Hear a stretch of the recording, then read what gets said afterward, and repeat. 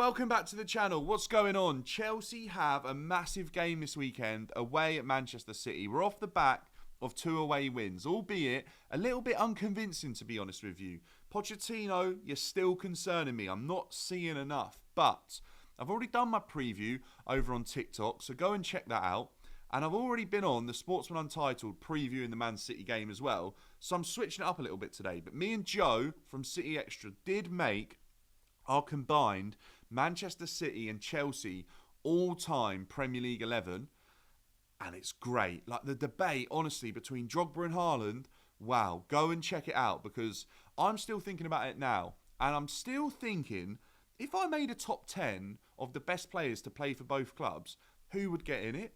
It's actually quite a tough debate, because Chelsea have been a more, not necessarily a more successful club anymore, but we've been a bigger club in the Premier League era for a longer period of time. So we've had a higher standard of players for a longer period of time, if that makes sense. Because it wasn't that long ago when Chelsea were winning Premier Leagues and Manchester City had Joey Barton rocking their midfield and a couple of other random players.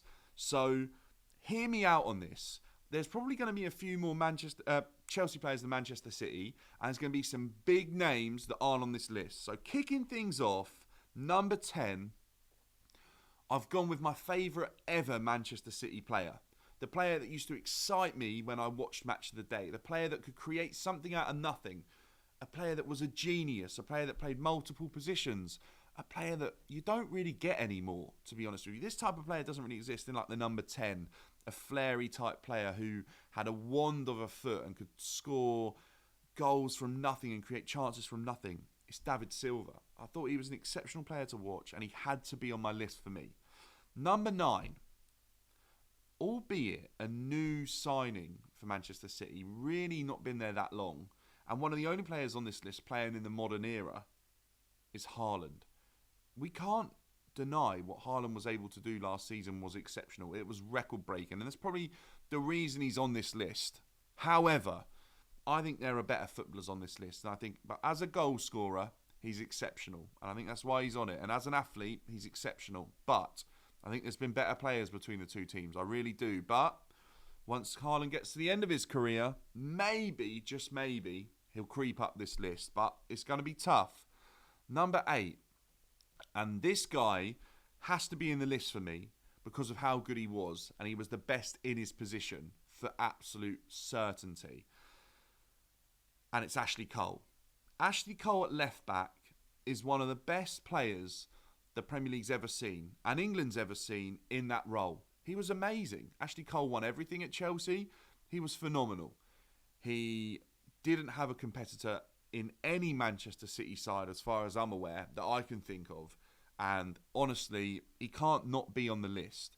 Now, before I get into the rest of the list, I need you guys to realise that this is so tough. And honestly, even if it was 20 names long, we'd still be moaning about who was left out. But I need to apologise to Cesc Fabregas, and I need to apologise to Petr Cech. And I'm sure some City fans might want me to say sorry to Vincent Kompany, because none of them have got on the list. I just think they're not quite in the top 10, even though Petr Cech's an exceptional goalkeeper. I feel like the outfield players and the talent they possess, they have to be in it. And I think until Erling Haaland came along, Petr Cech was probably in it. So, there's another name that's a little bit controversial that you realise isn't on the list, but I need you to guess who that is now in the comments down below. Make sure to subscribe if you're new, if I can get that word out, and make sure to like the video if you're enjoying it as well. Number 7, the best defender to ever play for either side, and in my opinion, one of the best in the Premier League to ever do it, but actually a little bit underrated. Nowadays, I feel like he's underrated, and even when he was playing, I think he was underrated a bit. It's John Terry. I think we all know how good defensively John Terry was. But on the ball, JT had everything. JT could hit left foot, right foot passes, diags 70 yards across the pitch. He had everything. Every type of pass, one of the highest goal scorers from defending position that you'll ever see in the Premier League. A leader, a legend, was longevity at a club. John Terry's an underrated player. I know that's a bold statement, but John Terry's an underrated player. John Terry could potentially be higher on this list. Now, a player that comes in at number 6 potentially should be higher for me on pure ability. I think he should. I think he's an exceptional player, a very good player, a player I've always been jealous about, right? A player that I think Chelsea were close to signing at one point, and we didn't. We didn't pay enough money, and I always looked at him like that's the player that got away from Chelsea. When we were able to sign a lot of big names, this is the one we should have signed. And it was Sergio Aguero when he was at Atletico Madrid.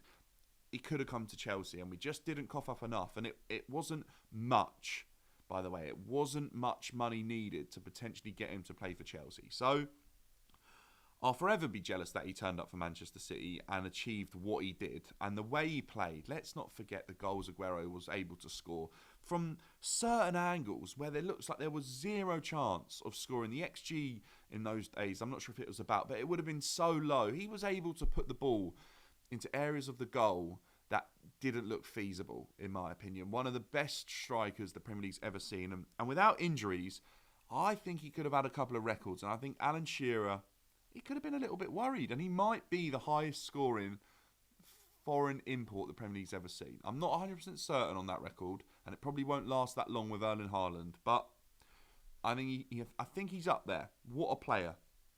Now, moving on to number 5. One of the most instrumental players for any team that he played in. For any team.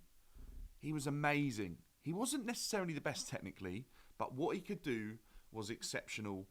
He would allow better players to be even better because of what he was able to do. And it's N'Golo Kante. He won everything and has won everything for a reason.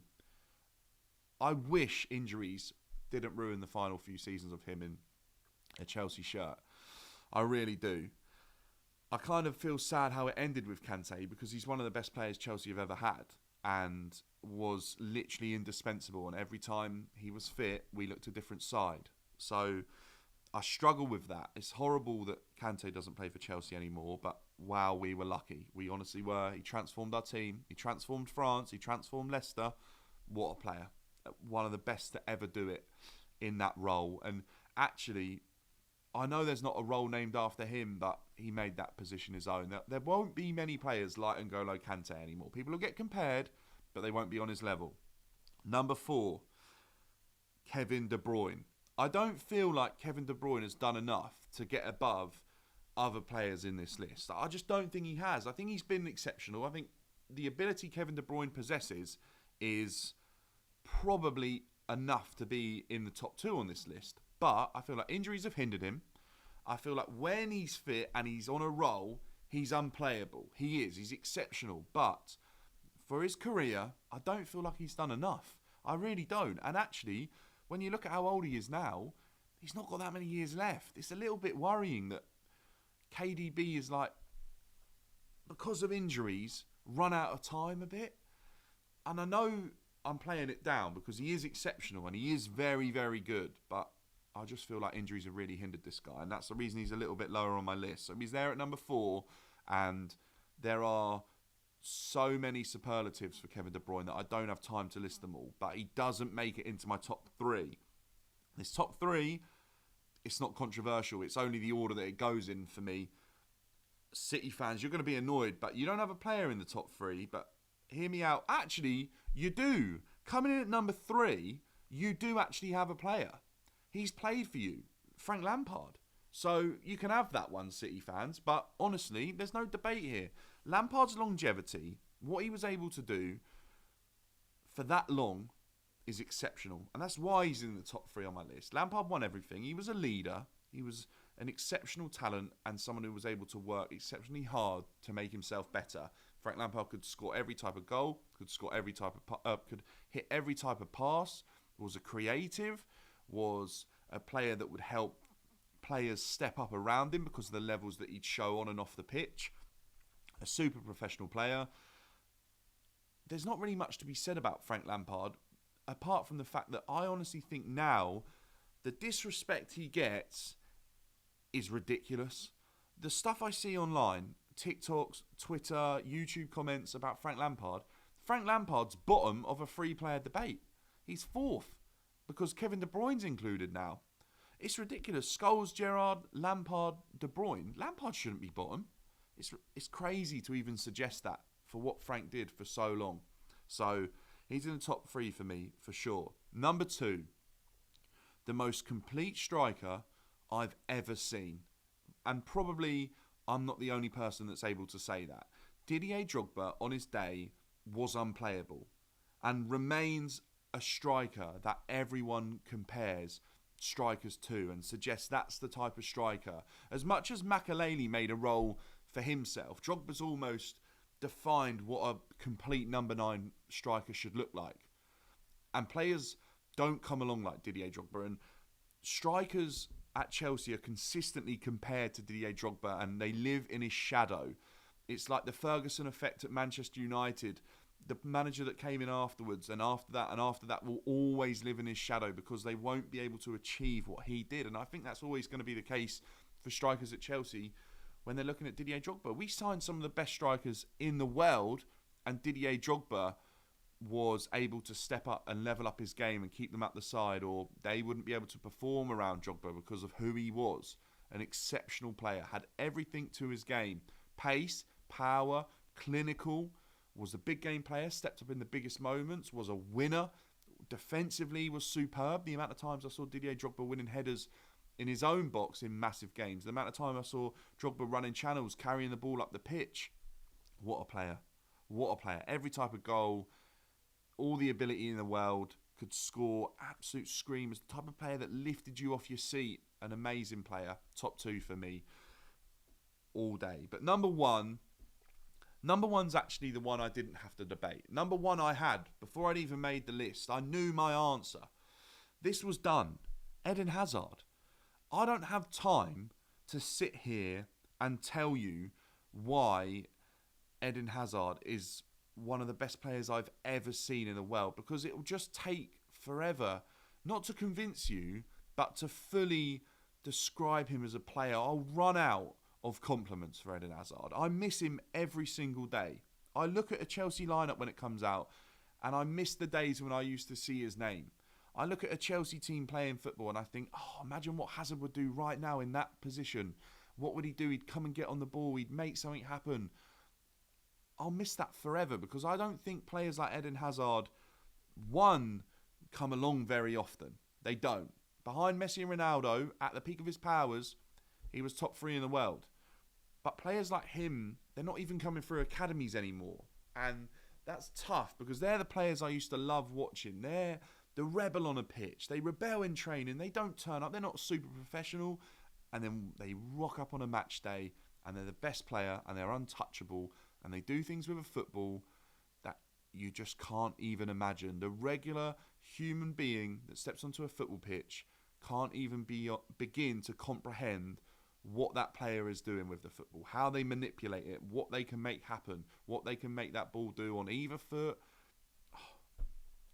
Eden Hazard's the best player to ever do it in a Chelsea shirt, in my opinion, and he has to be top of this list because City haven't had anyone come close. Their Belgian counterpart has been good, but he's not on Hazard's level, and for me, has to be number 1. I hate the way his career ended. I hate that he left Chelsea, and I miss you every single day, Eden Hazard. Look, we've got a massive game against City coming up. I'm worried. I'm concerned. If we lose momentum going into the biggest game of our season against Liverpool. Let me know your thoughts in the comments down below. It's going to be tough. Can Chelsea win that game? I'm not sure. Let me know your thoughts on my top 10 best Manchester City and Chelsea players in the Premier League era. I'll catch you in the next one. If you're new, make sure to subscribe. Thanks for tuning in and like it if you enjoyed the list. I'll catch you in a bit.